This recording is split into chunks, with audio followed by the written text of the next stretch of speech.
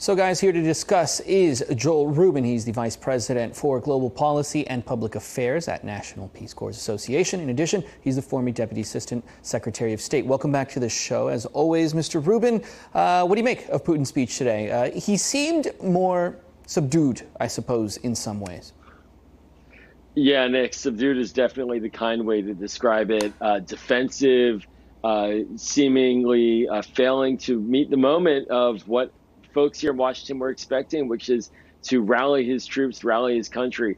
He seems to be lost right now. And I think what we witnessed was not victory day for Russia, but it's victory day for Ukraine. And so while this war is definitively in a very hard place, the Ukrainian people are suffering unconscionable pain at the hands of Vladimir Putin. Vladimir Putin didn't come out of today looking like a leader who understood how to win or even like he believed he could win. And so we're in the middle of a slog, but the Ukrainian people should look at this as a moment to really cherish that Vladimir Putin understands he's not getting a victory today.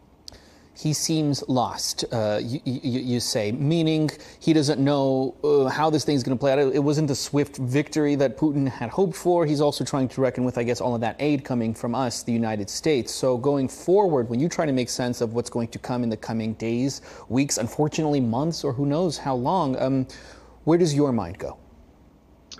Yeah, I mean, this is the sad reality of war, and this is why war is so unnecessary and is so painful to witness. It's because wars are made oftentimes by leaders with megalomaniacal goals. In the case of Vladimir Putin, he wanted to take over another country. He literally wanted to invade and take over Ukraine, throw out its government, and say he was in charge. Well, that didn't happen. And what that meant is that he didn't have a plan B except to just wreak havoc. And we've seen over 10 million Ukrainians displaced, most of them within the country, but about 4 or 5 million outside the country. We've seen thousands of civilians killed, and we don't see an end in sight because for Vladimir Putin, if he were to withdraw and say that he no longer is going to pursue these goals, he would be admitting defeat. But he also is seeing that he can't go further. He doesn't really have a lot of support behind him in Russia. And that's the other interesting note of today is and what we should look at, is that Vladimir Putin didn't rally his people because he understands the people would not be rallied. And so right now we're in the middle of pain and suffering with no real objective at hand. And that's what's very distressing about this war as well. It seems like President Putin was banking on this idea, this notion that NATO was fragmented, not as strong as it used to be.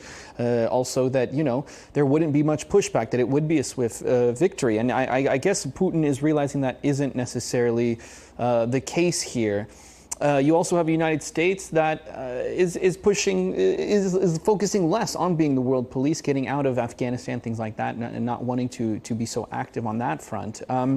Could this turn into a very long Afghanistan-like situation for Russia moving forward? Could this be a war that is long and messy for many years, or who knows, decades to come?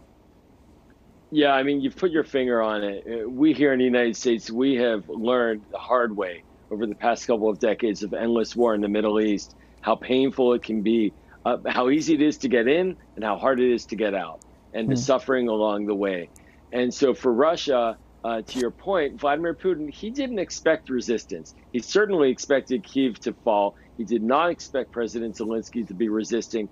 And he really had no idea about Joe Biden except to think that Joe Biden, he believed his own propaganda. He believed that Joe Biden was somehow missing in action, wouldn't rally the world. Well, all of that has gone in opposite, in reverse. None of what Putin thought has come to pass. Zelensky has mobilized not just his people, but the global community. Joe Biden has now pushed another bill of $33 billion of funding requests going to Congress.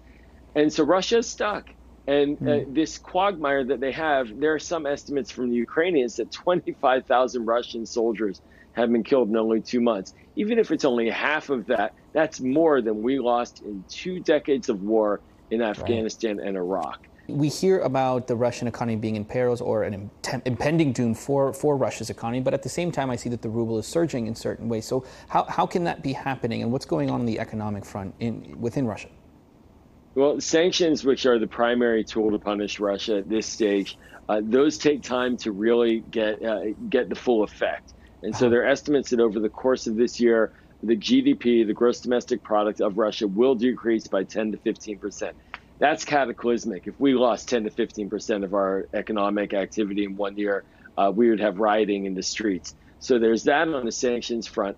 And also, Russia is earning $1 million a day through its energy exports, primarily to Europe. So the big discussion now in Europe and between the Biden team and the Europeans is how to change that, how to get away from Russian oil and gas to reduce their revenues. So their economy is still somewhat staying afloat, but it is getting impacted first by the sanctions, then by the discussions about how to get away from Russian energy. And then third, and critically, is the export controls of the American sanctions program, meaning high technology components that are used by the Russian economy, its defense sector, and throughout its economy. Those are being blocked. So over time, Russia's economic growth will reduce. But you're right, in the day-to-day, it fluctuates up and down. But nobody in Russia is making money today like they were a few months ago. And there's no end in sight to these sanctions as long as they are in the midst of this aggressive, unnecessary, unprovoked war in Ukraine. Joel Rubin, thank you so much for coming on the show and breaking things down as always. Thank you, sir. Happy to be here.